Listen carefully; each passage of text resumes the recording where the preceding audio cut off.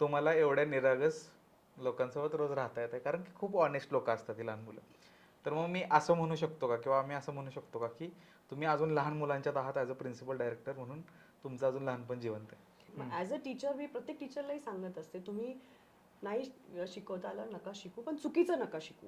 वा. तर हे मी टीचर्सला माझ्या सगळ्या सांगत असते की मुलांना सांगा, मी तुम्हाला उद्या सांगते. ओके, तर टीचर्स हे माझे करतात. प्रेस पण नाही. प्रेस पण नाही, पनिश पण नाही, एकदम न्यूट्रल. म्हणजे आमच्या शाळेमध्ये आम्ही डिक्लेअर पण नाही करत कोण पहिला आलाय, कोण दुसरा आलाय, कोण तिसरा आलाय. आम्ही नाही डिक्लेअर करत. मग एज्युकेशन ही फॉर्मॅलिटी आहे का मॅम? तुम्ही खूप यु नो तो प्रश्न माझ्या डोक्यात सतत घुमतोय, कारण माझा मुलगा रोज मला म्हणतो मी शाळेला का जायला पाहिजे. आपल्याला रियालिटी आपल्या मुलांपासून आपण लपवली नाही पाहिजे. खूप मस्त. Okay, right. पालकांनी आपला जे फॅमिली बॅकग्राऊंड आहे किंवा आपला जो इन्कम आहे किंवा स्टेटस आहे. एक्सपेन्स जे आहे ते मुलांबरोबर, ॲक्च्युली वयात आलेल्या मुलांबरोबर तर शेअर केलंच पाहिजे. त्या 1-2 मिनिटाच्या परफॉर्मन्ससाठी त्यांनी महिना दीड महिना प्रॅक्टिस केलेली असते. हो. है ना? तर त्या मेहनतीसाठी त्याला असं वाटतं की माझ्या आईवडिलांनी येऊन बघावं मी काय करतोय, कारण मी महिनाभर मेहनत घेतली आहे. त्यासाठी त्यांनी येऊन बघणं गरजेचं आहे. खूप कोअर पॉईंट बोलले कारण महिनाभर तो प्रॅक्टिस करत असतो. मे बी त्या लहान मुलाला त्या क्राऊडला इम्प्रेस नाही करायचं. हो, ते फक्त तुमच्यासाठीच, आई वडिलांसाठीच करत असतात की माझे आई वडील येतील आणि मला बघतील म्हणून. कारण आपण लहानपणी जर बघितलं, आपल्याला लेमनची गोळी मिळवण्यासाठी सुद्धा कोणाच तरी पाय दाबायला लागायचे किंवा कोणाच तरी डोकं दाबल्याशिवाय आपल्याला ते 4 आणे 8 आणे मिळत नव्हते. तर आता आपण इझिली का देतोय मुलांना? त्यांना काहीतरी करू द्यात ना, मग त्यांना द्या. कारण त्यांना अभ्यास चांगला करू द्या मग द्या, किंवा त्यांना एखादं घरातलं काम करू द्या मग द्या. तर काहीतरी मिळवण्यासाठी काहीतरी करावं लागतं, हे मुलांमध्ये रुजवणं गरजेचं. हाऊ हार्ड इट इज की घरी अभ्यास करणं, स्वतःची मुलं बाळं सांभाळणं, इथं येऊन ते शिकवणं, लक्ष ठेवणे. सो शिक्षकाचं आयुष्य किती हार्ड आहे. आत्ता तर खूप हार्ड झालंय, कारण पूर्वी शिक्षकांना बोलणारे फक्त प्रिन्सिपल असायचे किंवा पेरेंट्स असायचे. आता मुलं देखील शिक्षकांना बोलतात. हां. ते सुद्धा कधी कधी त्यांच्या चुका दाखवून देतात, आणि त्याला कारणीभूत पण टीचर्स असतात. तुम्हाला एक हात धरून शिकवणारी एक चांगली टीचर लागते की जी तुमच्यामध्ये तो बदल घडवून आणू शकते.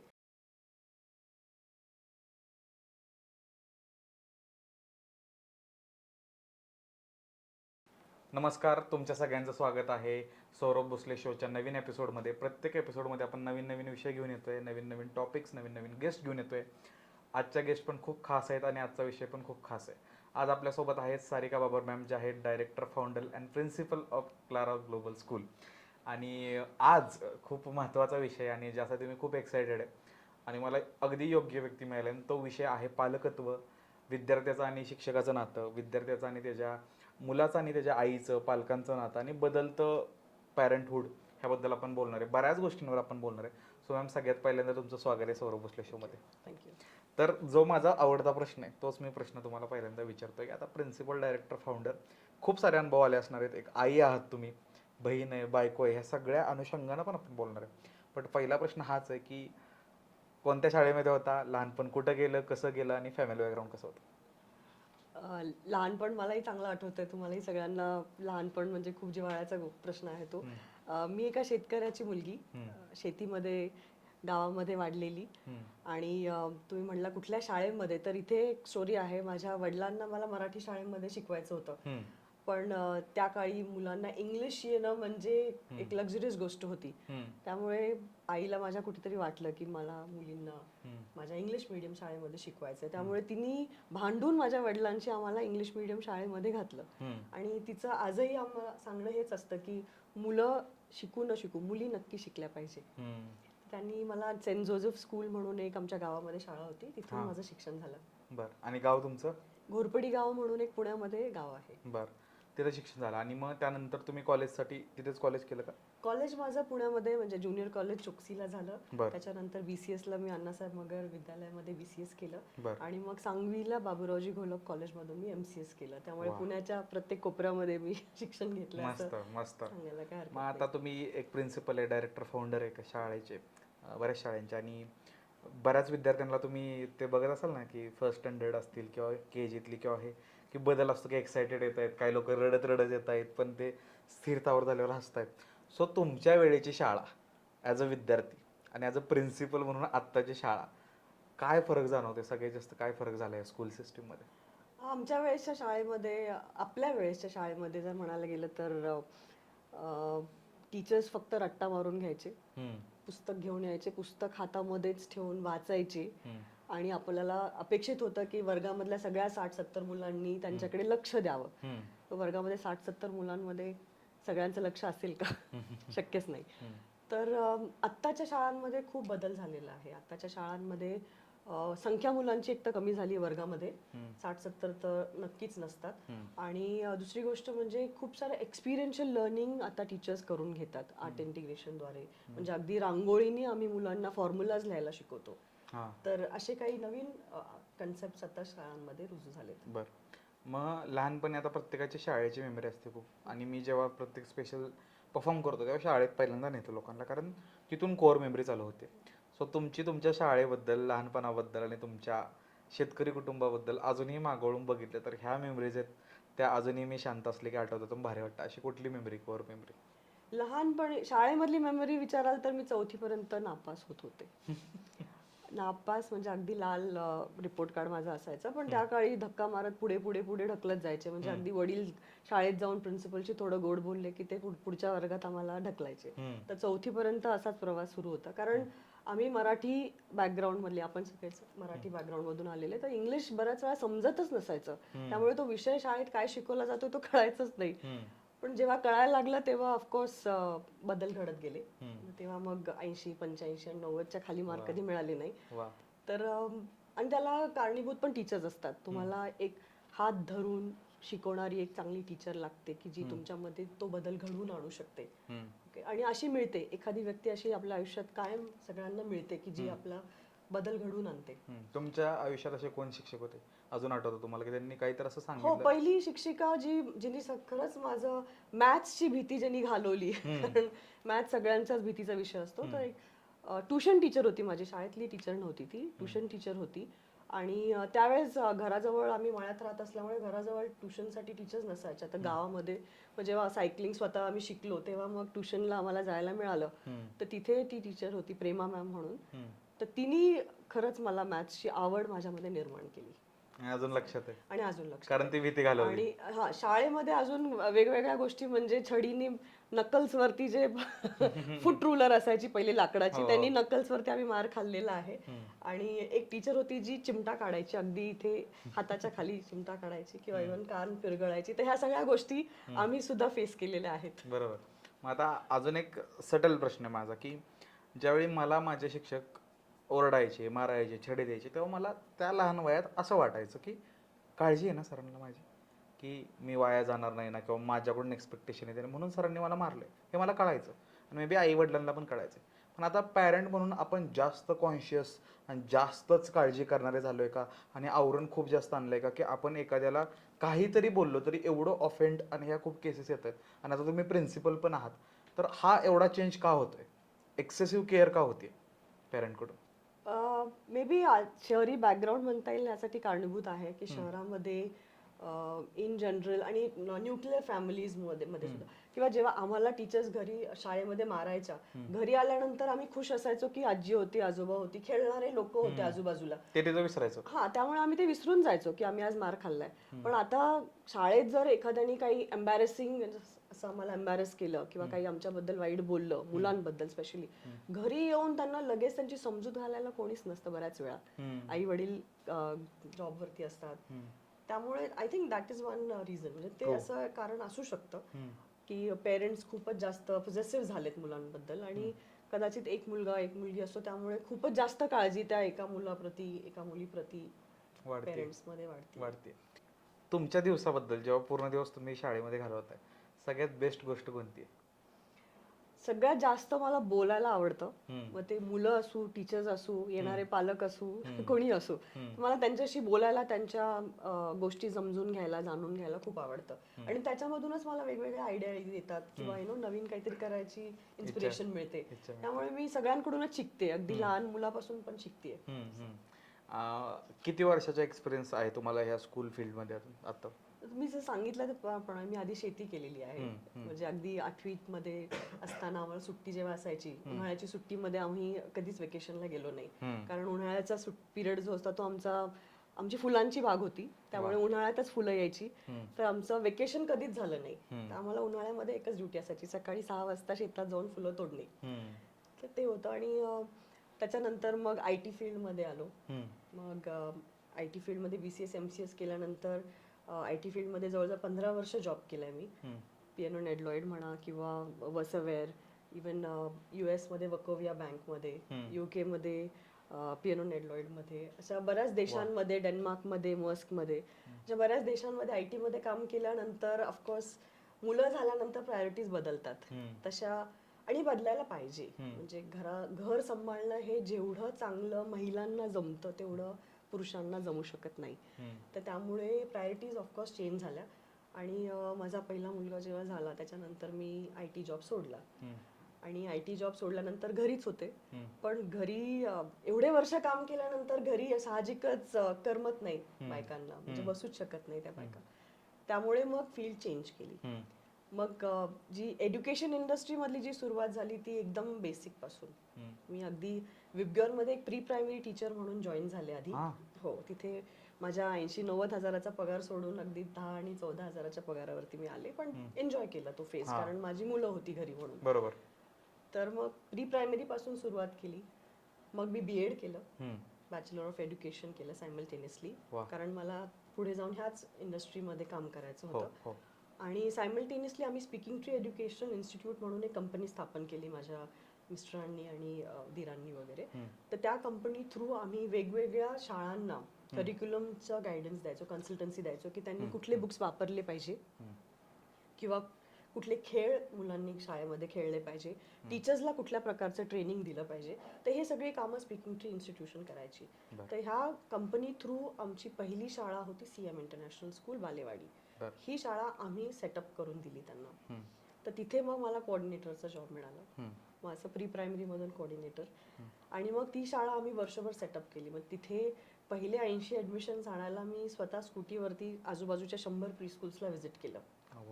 असे मी त्यांना व्हिजिट करून ते पहिले 80 ऍडमिशन त्या शाळेमध्ये आणले. मग ती आमची पहिली शाळा होती. मग त्याच्यानंतर ही शाळा एवढी छान आम्ही सेटअप केली, मग कॉन्फिडन्स आला की चला आपण आपली स्वतःची शाळाही करू शकतो.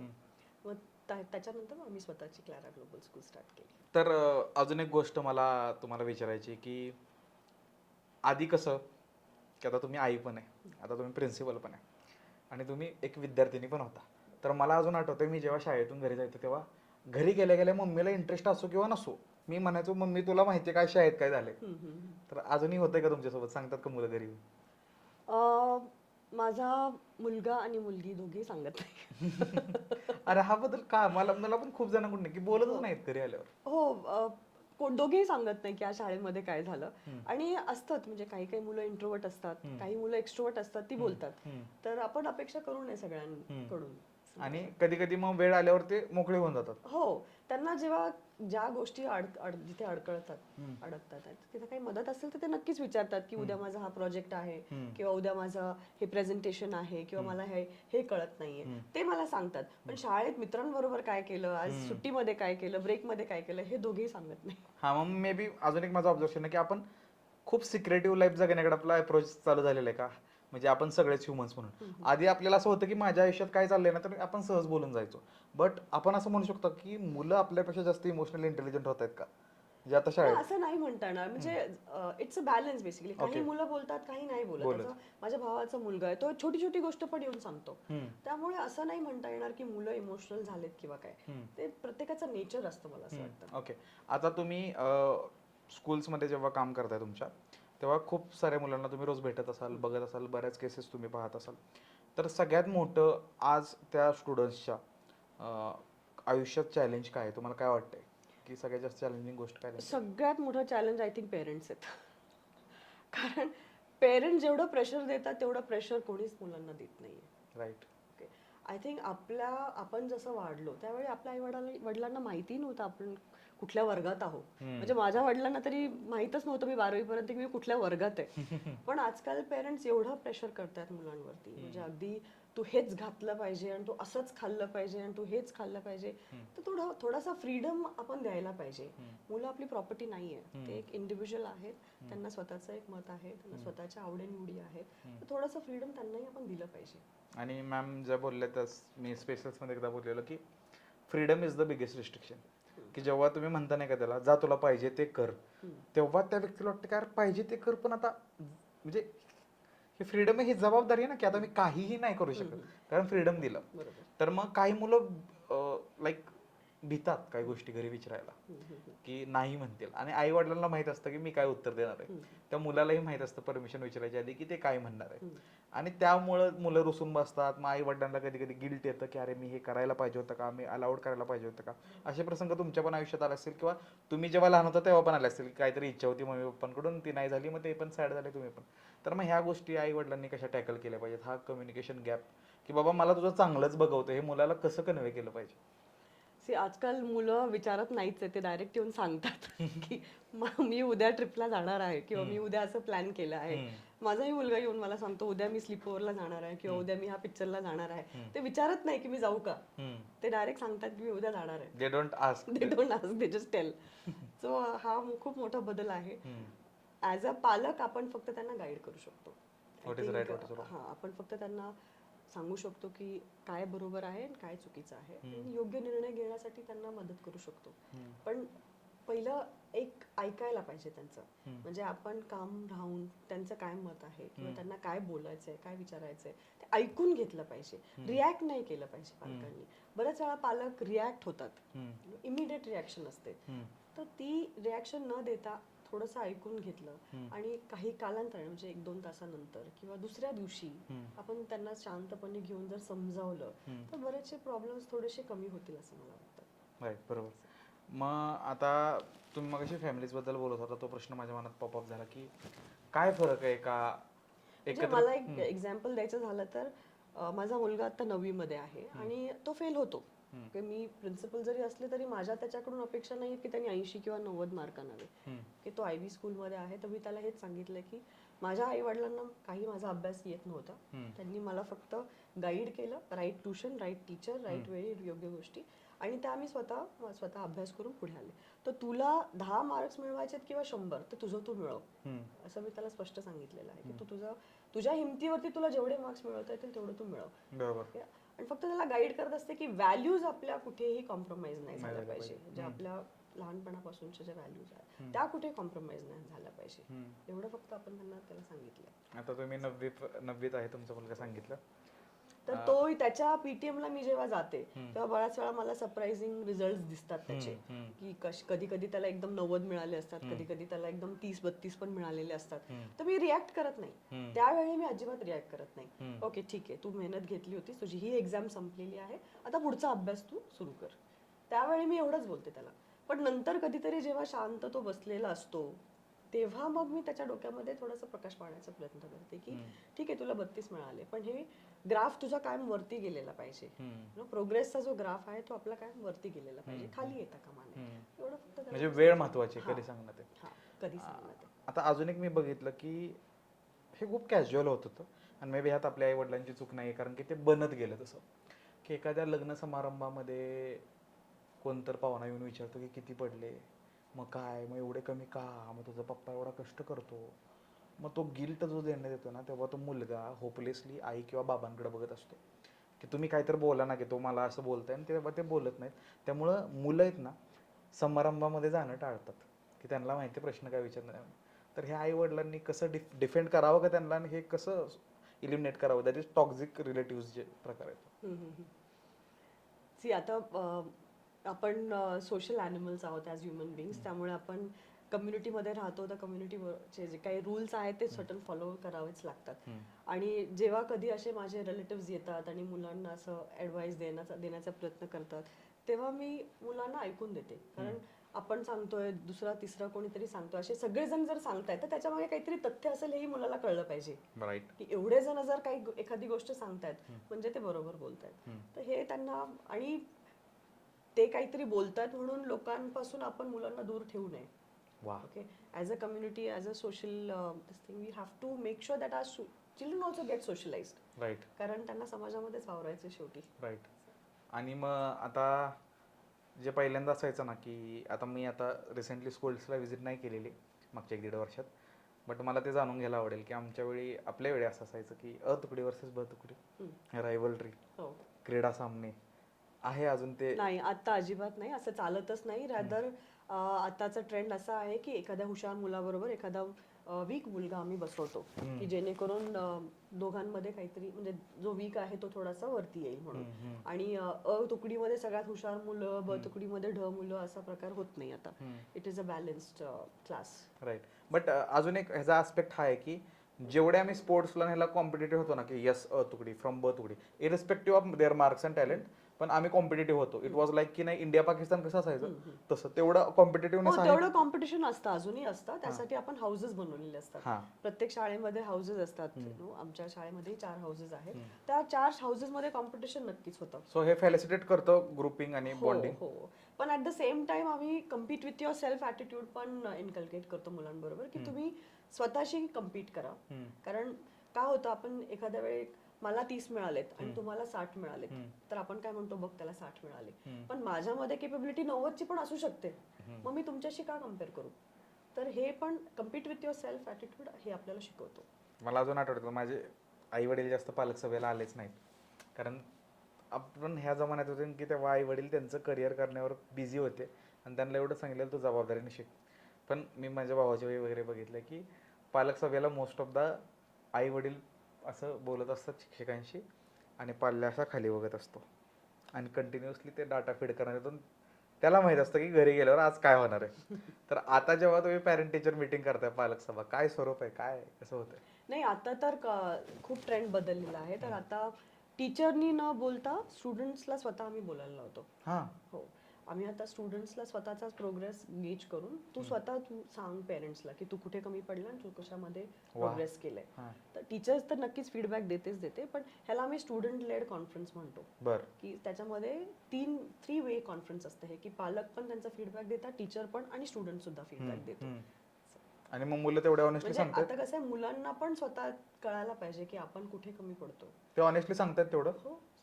मग सो दॅट्स हेल्पफुल की स्वतःहून सांगितल्यावर first step of correction is त्यांना एक्सेप्टन्स. पण रिअलायझेशन व्हायला पाहिजे. म्हणजे हे मोठ्या मुलांच्या बाबतीत, छोट्या मुलांच्या बाबतीत आपण नाही करू शकत, कारण त्यांना तेवढी समजच नसते बरोबर आणि चुकीची. पण मोठी मुलांना नक्कीच ही जाणीव करून देणं गरजेचं आहे.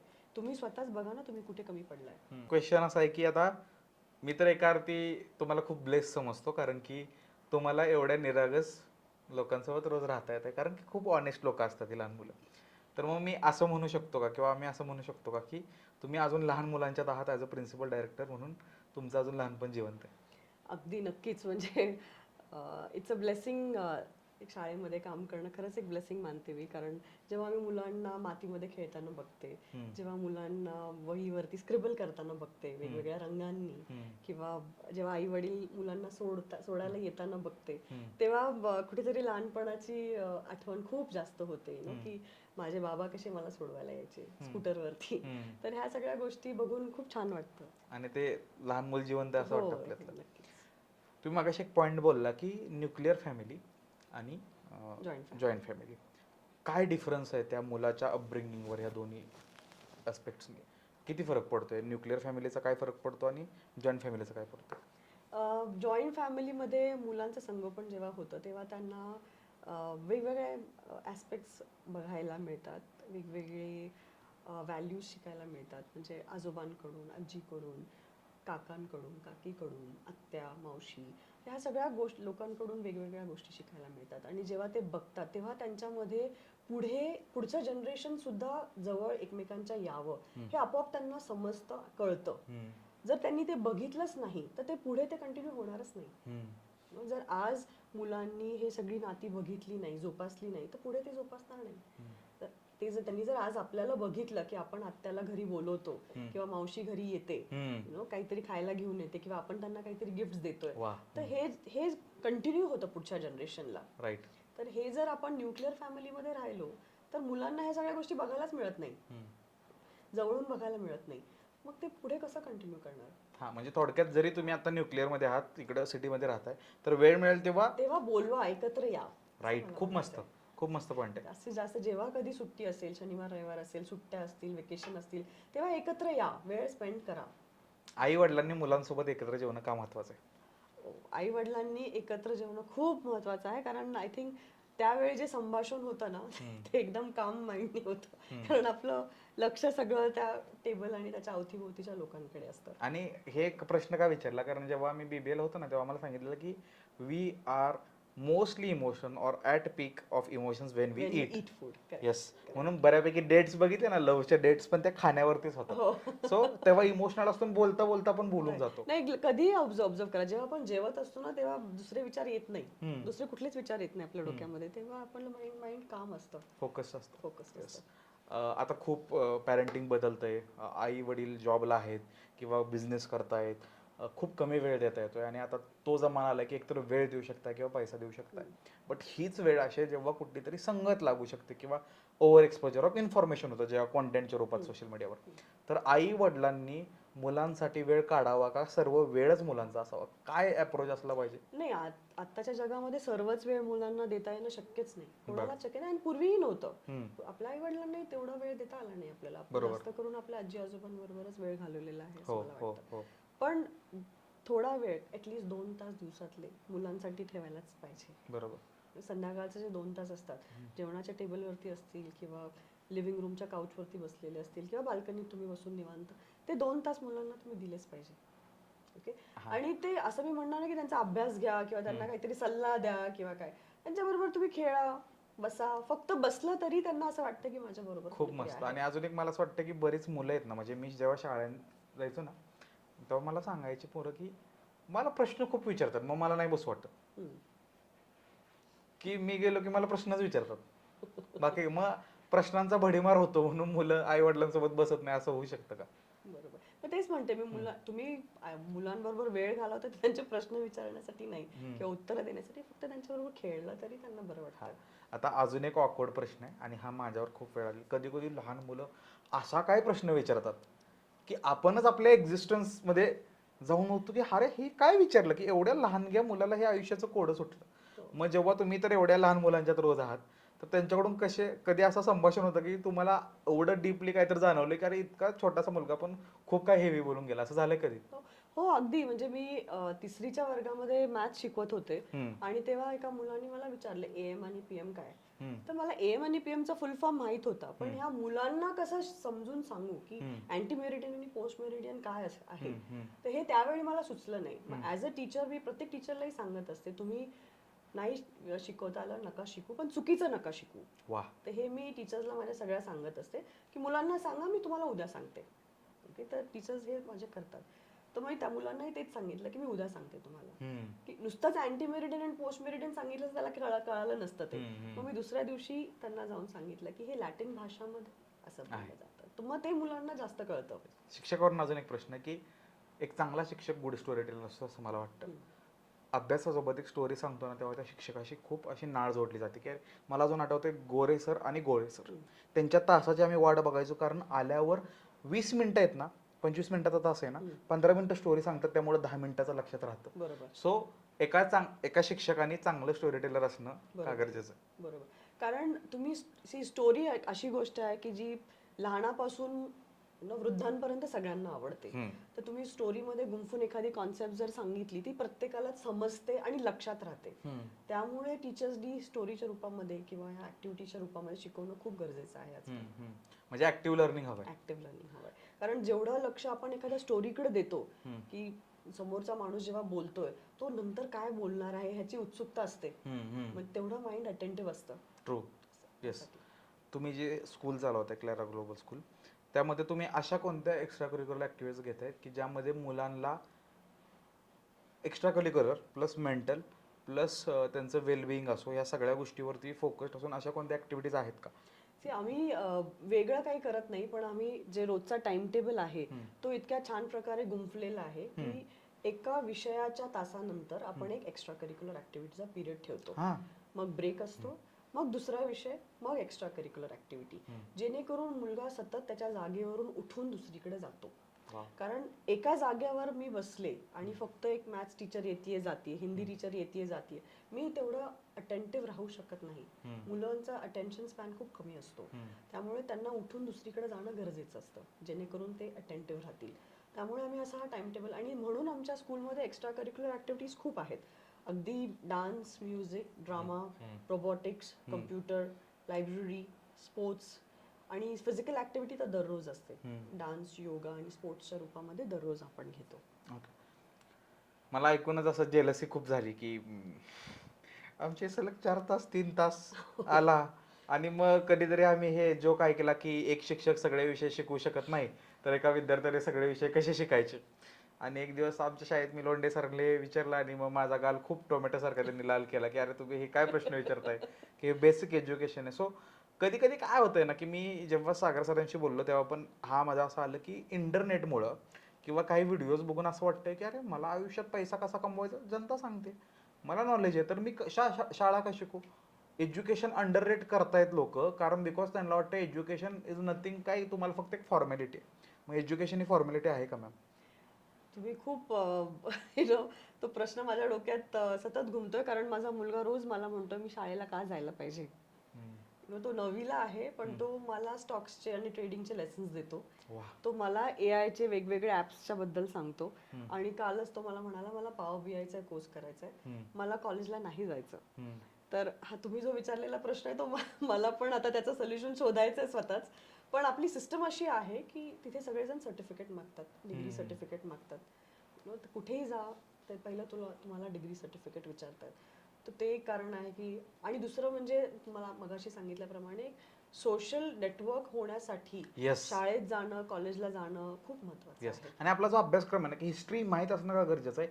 ज्या देशानं त्याची इतिहास विसरला त्याचं फ्युचर धोक्यात आहे. हिस्ट्री माहीत पाहिजे, जिओग्राफी माहीत पाहिजे की आपण कुठं बिलॉंग करतो, काय करतो, लँग्वेज माहीत पाहिजे कारण आपण त्यानं युनिफाईड आहे, प्लस मॅथ्स आहे किंवा छोट्या छोट्या गोष्टी ज्या डेली लाईफमध्ये लागू शकतात. ते एकमेकांना भेटल्याशिवाय, एक दुसरीकडे गेल्याशिवाय, ट्रॅव्हल केल्याशिवाय कळूच शकत नाही. प्लस कॉम्पिटिशन हा एलिमेंट आला ना, की liveliness of competition is in schools. की माझ्या शाळेतील सगळ्यात भारी मेमरी काय असेल, तर तुमच्यावरती कोणती तरी ओळ वाचायला वेळ येणार आहे, आणि सगळ्यांना 5-5 ओळी वाचायला लावल्या, आणि आपण बसलेलो आहे तिसऱ्या ओळीतल्या 4थ्या बेंचवर मध्ये. तर तुम्ही कॅल्क्युलेट करून ठेवलेलं आहे की माझी ओळ कुठली असणार आहे, आणि अचानक मधला कोणतर उठून अडखळतो म्हणून सर त्याला खाली बस म्हणतात किंवा एखादा एक्स्ट्रा ओळ म्हणतो, आणि आता माझ्या ओळीच बदलल्या. मग त्यावेळी होणारी ततपप, त्यावेळी होणारे फंबल, त्यातून फुटलेला हसा, पण हे आपण कधी ह्युमिलेशन म्हणून बघितलं नाही. So my straight forward question two is की इझिली ऑफेंड किंवा नाराज होत आहेत का मुलं? नाही, इथे आता तो एक ट्रेंड बदललेला आहे. म्हणजे माहित नाही किती शाळा फॉलो करतायत, पण this is one of the best practice जी आपल्या शाळेमध्ये आम्ही फॉलो करतो, आणि बऱ्याच शाळा आता करायला लागल्यात हळूहळू. तर ह्याच्यामध्ये मुलांनी चुकीचं उत्तर दिलं किंवा बरोबर उत्तर दिलं तरी त्यांना आपण ना प्रेस करतो ना पनिश करतो. प्रेस पण नाही, पनिश पण नाही, एकदम न्यूट्रल. म्हणजे आमच्या शाळेमध्ये आम्ही डिक्लेअर पण नाही करत कोण पहिला आलाय, कोण दुसरा आलाय, कोण तिसरा आलाय, आम्ही नाही डिक्लेअर करत. तर टीचर्सला पण आम्ही तेच सांगतो शाळेमध्ये की चुकीचं जरी उत्तर दिलं मुलांनी तरी त्याला शबासकी, म्हणजे त्याला म्हणा की good try, this is a wrong answer, I think we can learn the new answer, the correct answer. असं आम्ही त्यांना मोटिवेट करत राहतो की जेणेकरून त्यांना पुढच्या वेळेस उठताना घाबरू नये म्हणून. आणि बऱ्याच वेळा असं वाटतं एकदा चुकीचं उत्तर दिलं, टीचरनी ओरडलं की मुलगा दुसरा विचारतच नाही, करेजच जातं ते. तर ते होऊ नये म्हणून आपण तसं करत नाही, पनिश तर करतच नाही आणि एम्बॅरेस पण करत नाही मुलांना वर्गात. खूप मस्त. काश तुमची क्लॅरा ग्लोबल स्कूल आमच्या भागाकडे काही वर्ष आधी असती, कारण मला अजून असं जाणवतं ना की मला नेहमी, म्हणजे मला असायचं की मला उत्तर माहिती आहे, मी उत्तर देणार, पण कुणीतरी मला माझ्या शेजारच्या बेंचवरती मला शंका घातली की सावऱ्यात चुकलं तर, म्हणून मी ते उत्तर दिलं नाही. दुसऱ्यानं हात वरती केलं, त्यानं उत्तर दिलं, त्याला टाळ्या वाजल्या, मग माझ्या मनात गिल्ट आली की ही तर टाळी माझ्यासाठी होती. सो हे खूप महत्वाचं आहे जे एन्व्हायरमेंट मॅम बोलतायत ना, the environment where everyone is being respected and acknowledged. आत्ता तुम्हाला काय वाटतंय, जी मुलं आहेत आणि पालक आहेत त्यांच्यामध्ये सगळ्यात मोठा गॅप कोणता पडलेला आहे, की ज्यामध्ये आपण बघतोय ना की एखादा लहान मुलगा सुसाईड नोट लिहितो की सॉरी मम्मी पप्पा, की माझ्याकडून असं असं झालं, आणि young boys young girls like 15-16 वर्षाची सुसायडल स्टेजपर्यंत का जातात, ही वेळ काय येते? मला तर तेच मगाशी जसं म्हटलं तसं तेच कारण वाटतं की त्यांना स्वतःला मोकळं करण्याची एक जागा मिळत नसावी कदाचित. एक जवळचा मित्र किंवा एक जवळची भाऊ बहीण आजी आजोबा असं कोणीतरी एक त्यांच्या लाईफमध्ये पाहिजे ज्यांच्याकडे ते ओपनली बोलू शकतात, त्यांचे सिक्रेट शेअर करू शकतात. कदाचित असं ओपन राहिलं आणि त्यांचे थोडेसे तरी प्रॉब्लेम सॉल्व्ह होतील. Maybe that environment they are not getting. As a आई म्हणून मला तुम्हाला एक प्रश्न विचारायचा आहे की बरेच गोष्टी तुम्हाला तुमची मुलं सांगत असतील किंवा काय, तर त्या कशा घ्याव्या आणि पालकांनी मुलांचं कसं ऐकून घ्यावं, काय करावं? मी मगाशी सांगितल्याप्रमाणे ऐकून घ्या, रिॲक्ट करू नका. तुम्ही ऐका, त्याचा विचार करा, त्याच्या मनस्थितीचा विचार करा आणि मग त्याच्याशी जाऊन संभाषण करा. आय थिंक हे 4 स्टेप्स फॉलो केले तरी बरंच प्रॉब्लेम. लक्षपूर्वक ऐकणं गरजेचं आहे. नाही, पहिला लक्षपूर्वक ऐकणं गरजेचं आहे. त्याला लगेच रिॲक्ट करणं गरजेचं नाहीये. हा खूप महत्वाचा पॉईंट आहे. आणि थोडा वेळ जर आपण दिला तर आपल्यालाही कळतं की त्याची बाजू आपल्याला समजून घेण्यासाठी थोडा वेळ मिळतो. त्याची बाजू आपण समजून घेतल्यानंतर कदाचित आपण त्याला योग्य दिशा दाखवू शकू. पण डायरेक्ट रिॲक्ट करून तोही डिस्टर्ब होतो आणि कदाचित आपल्यालाही त्याला करेक्ट सोल्युशन देता येत नाही. इमिडिएटली त्याच वेळी कोणालाही बरोबर सोल्युशन सुचूच शकत नाही. बरोबर आहे. त्यामुळे वेळ देणं I think that's the only solution. Right. React न होणं that's the only solution. Right. आता दॅट्स व्हॉट आय फील, आणि मे बी तुमचं ओपिनियन वेगळं असू शकतं because you are working in the core field.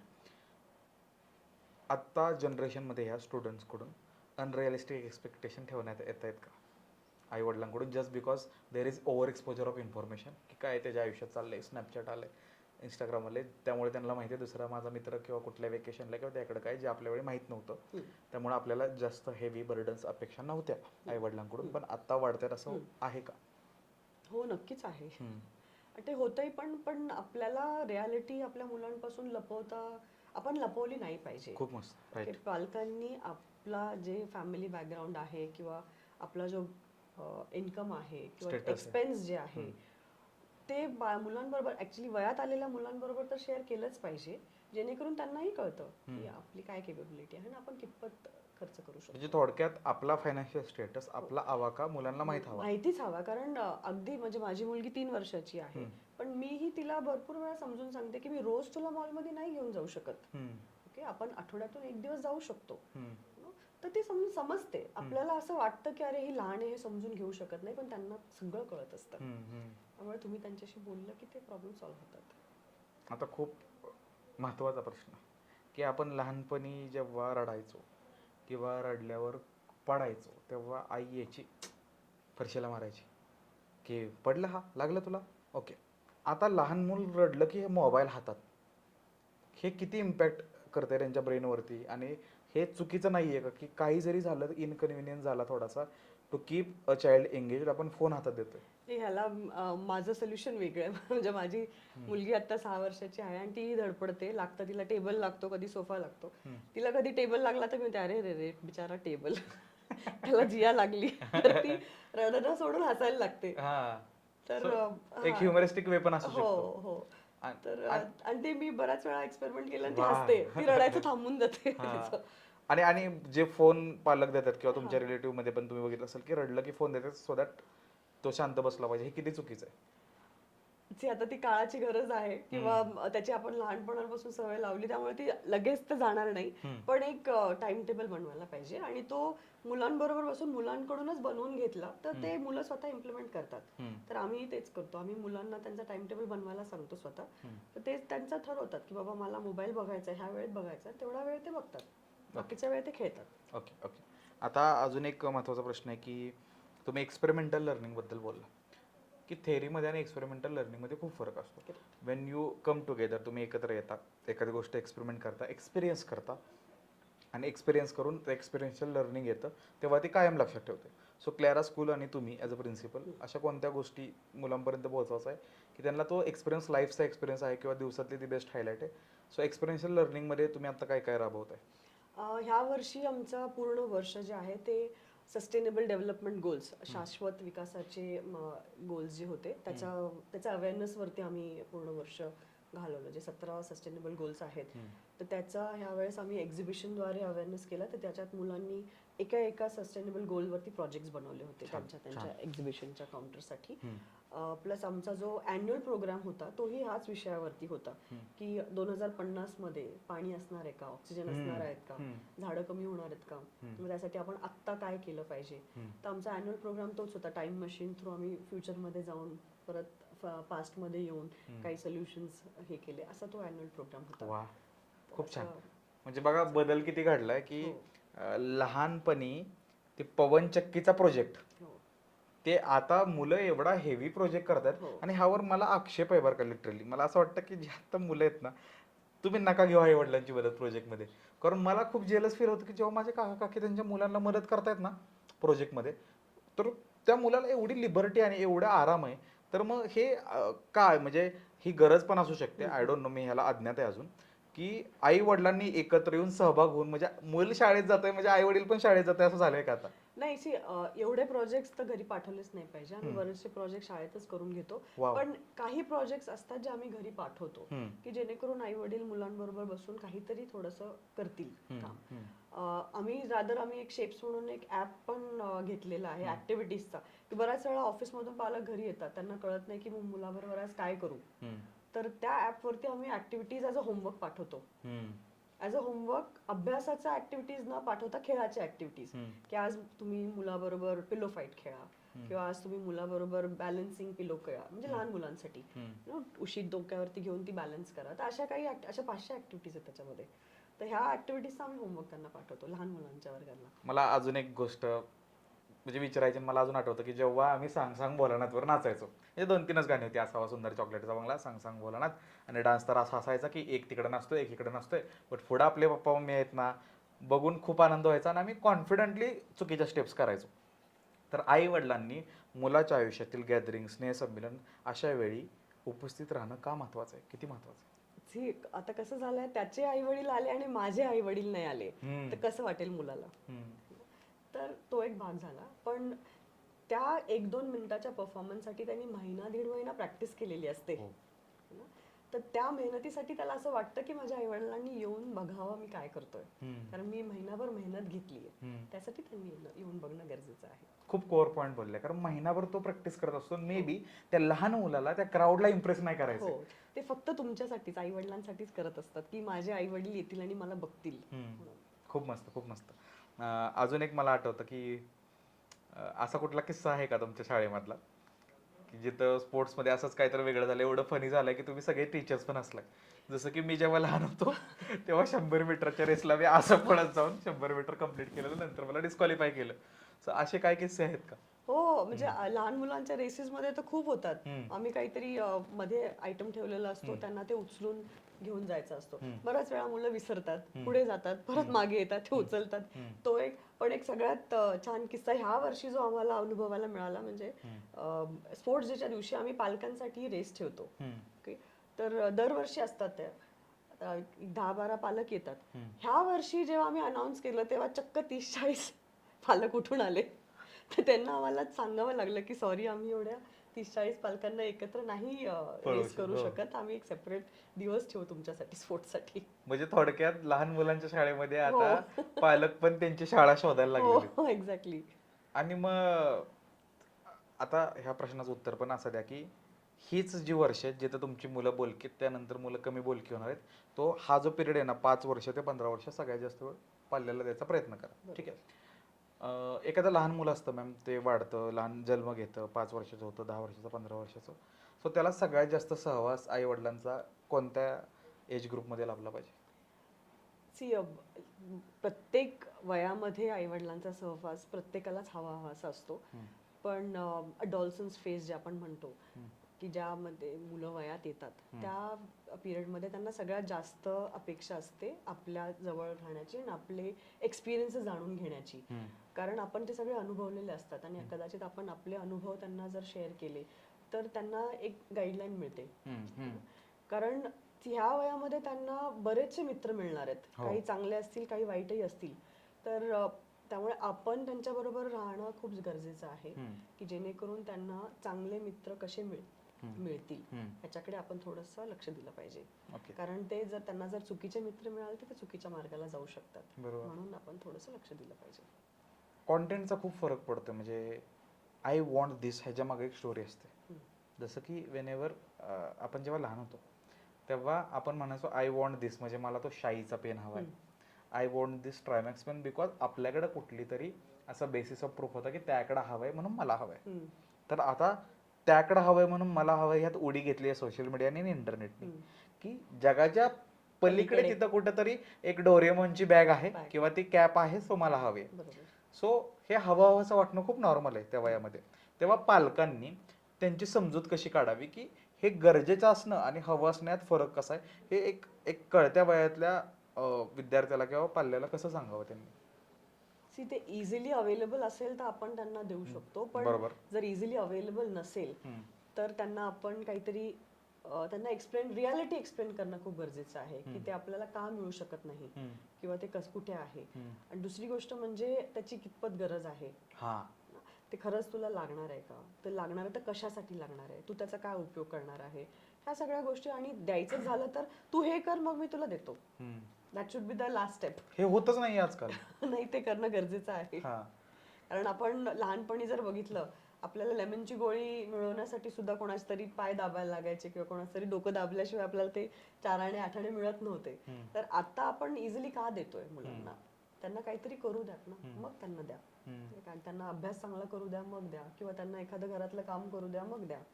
तर काहीतरी मिळवण्यासाठी काहीतरी करावं लागतं, हे मुलांमध्ये रुजवणं गरजेचं आहे. अगदी बरोबर. पण आता ते व्होकॅब्युलरी एवढी स्ट्रॉंग झाली सगळ्यांची की this is corruption, this is bribery, this is slavery. मग एवढे स्ट्रॉंग माइंडेड लोक झालेत, but it is not slavery, it is not corruption. Anything done for family is not slavery. Exactly. It's for your family. Exactly.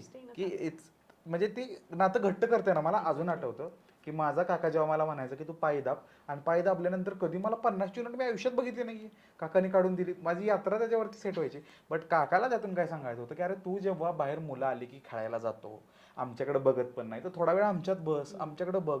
हे त्यांनी त्या वेळेने शिकवलं. जसं की लहानपणी आमचा गोठा होता, तर मी म्हणायचो काय अण्णा तुम्ही गाणीत काम करता, बघा हे कधी तर आपण गावाला जातो ना असं बोलतो. मग त्यांनी मला सांगितलं की अरे हे आपल्या धर्मामध्ये, आपल्या संस्कृतीमध्ये शेणाचं महत्व काय, आपण त्याला सारवतोय. तर मला म्हणायचे एक पाटी टाक, मी तुला ज्वेलीची पिशवी द्यायचो. त्यानंतर मला ते शेणाचा वासाचा बंद झाला, मी पाटी टाकायला लागलो. नंतर मला कळलं की माझ्या अण्णांचं ते कष्ट काय. तर ते मॅम जे सांगतायत ना की हे फॅमिलीसाठी जे केलेली गोष्ट सेवली नाहीये. नाही, आणि दुसरी गोष्ट हे जे तुम्ही म्हटलं आता की शेणाची पाटी किंवा शेणाच्या गौऱ्या वगैरे, पण हे आपल्याला सांगून जातात की आपल्या गावाकडची लोक किती सस्टेनेबल आहेत. म्हणजे ते किती स्वच्छता करतायत, एन्व्हायरमेंटची किती लक्ष देत आहेत. आपण नाही देत आहोत. आपण डस्टबिन मध्ये टाकतोय, हे विचार करतो की माझ्या घरातून बाहेर गेला कचरा, पण तो बाहेर कुठे जातो ह्याच्याकडे आपण लक्षच देत नाहीये. तो आपल्या एन्व्हायरमेंटला किती दूषित करतोय हे आपण बघतच नाहीये. मग तसा जर विचार केला तर आपण एन्व्हायरमेंटचा नाश करतो, आणि गावाकडची लोक त्याला ऍक्च्युअली प्रिझर्व करतायत. म्हणजे खरे निसर्गप्रेमी आणि एन्व्हायरमेंट ऍक्टिव्हिस्ट ते आहेत की काही वाया न घालवतात. ते शेण असो, ते चिपाड असो, काय असो, त्याचं खत बनते रानातच येत. एक्झॅक्टली. किती भारी पॉइंट आहे हा. ते ना शॅम्पूच्या बाटल्या वापरतात, ना क्रीमच्या ट्यूब्स वापरतात, ना जेवण त्यांचं प्लास्टिक मध्ये येत आहे, शेतात पिकलेलं ते खातात. त्यामुळे तिथं दूषितपणा नाहीच आहे. सो खरी रिच लाईफ ते जगतायत. राईट. तुम्ही एका शेतकरी कुटुंबातून होता आणि आता तुम्ही एक प्रिन्सिपल आहात, तर बरेच पॅरेंट्स पण असतील ज्यांचं स्ट्रगलिंग पिरियडमधून आलेले आहेत किंवा शेतकरी कुटुंबातून इथपर्यंत आले. तर एज्युकेशन महाग झालंय का असं वाटतंय का की त्यावेळेत का बरोबर पेसनच ती महागाई आहे? एज्युकेशन आता बघतोय मी की बरेच लोक मूल करायच्या आधी डिसिजन घेतात की किती कॉस्ट करेल मला to have one child. So असं हे का होतं की एज्युकेशन कॉस्टली होतंय का त्यामध्ये केले जाणारे ऍडिशन जे आपल्यावरतीच करायचे का नाही त्यामुळे कॉस्टली होतं? सी, एज्युकेशन कॉस्टली नाहीये. ओके, लोकांच्या अपेक्षा अशा आहेत की माझ्या मुलांनी चांगल्या शाळेत गेलं पाहिजे. का आपण नॉर्मल गव्हर्नमेंटच्या शाळेत शिकूनच पुढे आलेलो आहोत. शिक्षण सगळीकडे सेमच आहे. ज्या मुलाला शिकायचं तो कुठूनही शिकून वरती जाऊ शकतो. पूर्वी पण आपण बघितलं कित्येक जिल्हा परिषदेतल्या शाळेतली लोक आज PSI IAS ऑफिसर्स वगैरे झालेत. पण शिक्षण महाग झालंय असं आपण म्हणू शकत नाही. ते तुम्ही महाग करून घेतलंय. आणि मे बी ती एक रॅट रेस आहे की he has it so I want it. तुम्ही आता प्रिन्सिपल आहात, सो तुमच्याकडे एक कंप्लेनिंग हेड्स नाहीत, खूप सारे असणार आहेत. आणि इट्स अ बेसिक ट्रेट की कधी कुठला मुलगा येऊन किंवा मुलगी येऊन लहान सांगेल किंवा शिक्षक पण येऊन सांगेल. शिक्षकाचं आयुष्य किती हार्ड असतं मॅम, त्याने किती गोष्टी जगल करायच्या असतात हे मला आत्ता समजतंय की आम्ही कधीतरी काहीतरी बोललोय आणि त्या मॅम काहीच नाही बोलले आम्हाला, त्या तशाच निघून गेल्या. आणि मोठं झाल्यावर गिल्ट आलं की यार हाऊ हार्ड इट इज की घरी अभ्यास करणं, स्वतःची मुलं बाळं सांभाळणं, इथं येऊन ते शिकवणं, लक्ष ठेवणं. सो शिक्षकाचं आयुष्य किती हार्ड आहे. आत्ता तर खूप हार्ड झालंय, कारण पूर्वी शिक्षकांना बोलणारे फक्त प्रिन्सिपल असायचे किंवा पेरेंट्स असायचे. आता मुलं देखील शिक्षकांना बोलतात. हां. ते सुद्धा कधी कधी त्यांच्या चुका दाखवून देतात. त्यामुळे कारण आजकाल मुलांना इन्फॉर्मेशन एवढी इझिली अवेलेबल आहे, तर बऱ्याच वेळा ते शिक्षकांच्या पेक्षा पुढे जाऊन अभ्यास केलेला असतो त्यांनी किंवा नवीन एखादी गोष्ट शिकलेली असते. त्यामुळे शिक्षकांना आता जास्त मेहनत घ्यावी लागते स्वतःला अपडेट करण्यासाठी, हो. कारण मुलांकडे जास्त इन्फॉर्मेशन आहे त्यांच्यापेक्षा. तर त्यामुळे शिक्षकांना घरातली पण कामं असतात जसं तुम्ही म्हटले, पण शाळेत देखील त्यांना खूप कामं असतात. म्हणजे एका वर्गातले 40 मुलं सांभाळायचं, घरी आपण एका मुलाला नीट सांभाळू शकत नाही, पण शाळेत ते 40 मुलांना सांभाळतात. बरोबर. जेव्हा मी ह्या एंडकडे जातोय पॉडकास्टकडे, सो मला जो प्रकर्षाने जाणवलेला मुद्दा आहे की I am recently married. There are so many friends of mine जे माझे मित्र आहेत, they are married and they are planning to have a child. तर प्रत्येकजण फायनान्स हा बेसिस ठेवून की सेट झाल्यावर मूलबाळ बघूया. सी, ह्या बाबतीत माझं असं मत आहे की success is just state of mind. गाडी रोज हातगाडी लावून पैसे कमवणारा पण सुखी आहे, ते आपल्यावरती आहे. आपण ठरवायचं की आपण सुखी कधी होणार आहोत. There is no end to it. म्हणजे आज मी ₹1,00,000 कमवते, उद्या मी करोड असेल, नंतर मी जास्त असेल, पण where to stop we have to decide. कारण मुलं कधी होणार हे आपल्या हातात नसतं. कदाचित तुम्ही असं म्हणाल की बाबा मी सेटल झाल्यावर मुलं करेल वगैरे, तेव्हा होतील की नाही तो पण प्रश्न आहे ना. तर ह्या सगळ्या गोष्टींचा विचार आपण करायला पाहिजे. गावाकडे पण लोकांना मुलं होतात, तेही सक्सेसफुली मोठे होतात, चांगले होतात. सो ह्यात थोडं इमोशन पण ह्यात तुम्ही तुमचे म्हणजे तुम्ही स्वतःच विचार करायचा आहे की तुम्हाला कधी पाहिजे आणि कसं पाहिजे, आणि तुम्ही कुठपर्यंत तुमचं करिअर तुम्हाला घेऊन जायचंय. कुठेतरी एक स्टॉप आपणच दिला पाहिजे, फुल स्टॉप आपल्या प्रोग्रेसला. एका स्त्रीच आता तुम्ही सांगितलं मगाशी की जसं तुम्ही IT फील्ड सोडलं आणि फॅमिलीसाठी तुम्ही इकडे आला, तर एका स्त्रीसाठी किती हार्ड असतो हा चेंज? खूप हार्ड होता, माझ्यासाठी खूप अवघड होता. म्हणजे बऱ्याच वेळा मी माझ्या नवऱ्याला पण म्हणायचे तुझ्यामुळे मी माझा जॉब सोडला, कारण एकदम हजारो रुपये हातात असताना नंतर काहीच हातात नसणं थोडंसं अवघड जातं प्रत्येकाला, पण इम्पॉसिबल नाहीये. आणि आजकाल बऱ्याच महिला करतात. म्हणजे बऱ्याच जणांनी जॉब सोडून घरगुती जेवणाचे किंवा घरगुती काही कलांचे वगैरे जॉब सुरू केलेत. मग आपण असं घेतात लोक डिसिजन असं, आणि they are happy also. So as I said, happiness is a state of mind. Okay, तुम्ही स्वतः तुम्हाला म्हणजे समाजाने लादलंय त्याच्याकडे लक्ष नाही दिलं पाहिजे. त्याच्याकडे लक्ष नाही द्यायचं. म्हणजे तो मर्सिडीज मध्ये फिरतोय म्हणून मला मर्सिडीज पाहिजे असा जर विचार केला तर आपण कधीच सुखी नाही राहू शकत. कारण प्रत्येक जण इथे अंबानी बनू शकत नाही. सगळेजण अंबानी झाले तर अंबानीसाठी काम कोण करणार? बरोबर. त्यामुळे प्रत्येकाला देवानी एक एक काही कामासाठी जन्माला घातलेलं आहे. आपण आपलं जे काम आहे ते व्यवस्थित जर काम केलं तर आपल्याला आपोआप सुख मिळेल. आता अजून एक प्रश्न आहे, दोन एक प्रश्न आहेत माझ्या त्याच्या आधीचा हा प्रश्न आहे की जेव्हा आपण लहान असतो तेव्हा लहान मुलावर आई बापाकडे बघायची सुरुवातीची पहिली स्टेज असते की अरे छान वाटतंय मला, मी काही बोलू शकतो, सांगू शकतो. त्यानंतर एक स्टेज येते की मी डिमांड करतोय, ते सप्लाय करतायत. त्यानंतर एक स्टेज येते की ते हडल आहेत माझ्या आयुष्यात, की प्रत्येक गोष्टीमध्ये ते काहीतरी बॅरियर आणतायत, त्यांना समजत नाहीये काय ट्रेंड्स आहेत. नंतर एक येतो की अरे पप्पा बोलतायत ते बरोबर बोलायचे. आणि मग एक स्टेज येते, ज्या स्टेजला मी आता 27-28 की याला बाप बोलायचं ना आई बोलायचं ते सगळं खरं बोलायचे लेट कळतंय. हा गॅप का पडत राहतो? मे बी ह्यामुळं पडतो का की कारण आपल्याला नेहमी वाटत असतं की आई वडिलांनी ह्या गोष्टी माझ्यासाठी केल्याच पाहिजे. मग आपण असं म्हणू शकतो का की बिईंग अ पॅरेंट किंवा आई वडील असणं म्हणजे स्वतःचा एक पार्ट वाढवताना आपला पार्ट काढून त्याला वाढवतोय असं आहे? सॅक्रिफाईस खूप मोठा एलिमेंट आहे. मला असं नाही वाटत. बरं. सॅक्रिफाईस कुठल्या गोष्टीचं? की फॉर एक्झाम्पल की जसं तुम्ही सांगितलं की एक तुम्ही जॉबचा निर्णय घेतला, it was because of your child, आणि तुम्हाला त्यांना वेळ देऊन ते ग्रो करायचं होतं. सो तो खूप मोठी ब्रेव्हरी असते की तो सॅक्रिफाईस करणं. सो आई वडील असणं नाही, पण त्याच्या मागे माझा स्वार्थ होता, कारण मला माझ्या मुलांबरोबर राहायचं होतं. बरोबर. हा एक पॉइंट आहे की ज्या लोकांचं 1% सॅक्रिफाईस इज 1% हॅपीनेस. तर मग तुम्हाला काय पाहिजे ते तुम्ही ठरवायचं. राईट. सो मे बी मी हे खूप कंप्लेनिंग वे ऐकले म्हणून मला ते सॅक्रिफाईस वाटलं. नाही, तो माझा निर्णय म्हणजे स्वार्थ होता. आणि आज मी एका हॅपी पर्सनला भेटतो, तो मला वाटतंय की ते हॅपीनेस होते. सो हे परसेप्शन आहे. Right, it's just a perception. Yes. आणि आय डोंट थिंक कुठलेही पालक सॅक्रिफाईस करतात मुलांसाठी, कारण त्यांचाही त्याच्या मागे काही ना काही हेतू असतोच, इन्व्हेस्टमेंट. हा. ओके. आता हे खूप प्रेशर असते की ह्या वयापर्यंत मुलं बाळं झाली पाहिजेत, 50 पर्यंत तुझा मुलगा हाताखाली तुझ्या आला पाहिजे, मुलगी, नाही तर तुला म्हातारपणी कोण साथ देणार. ही चुकीची कन्सेप्ट आहे का बरोबर कन्सेप्ट आहे?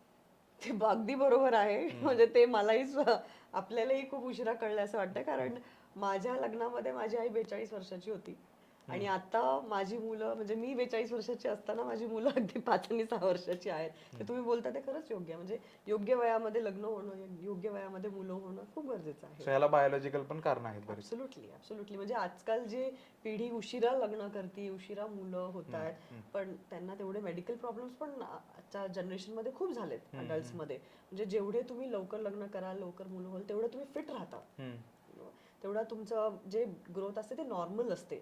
जर तुम्ही डिले केला तर मग तुमच्यामध्ये खूप सारे तुम्हाला औषधं घ्यावी लागतात आणि मेडिकल इश्यूज होतात. तर ते न होता आय थिंक पूर्वीच्या ज्या काही प्रथा चालत आलेल्या आहेत ते योग्यच होत्या. हा, म्हणजे आपण ज्याला म्हणतोय ना की आउटडेटेड विचार, it is not outdated, it is scientific आणि it is proven. Scientific, it is biological, you have to follow it. Okay.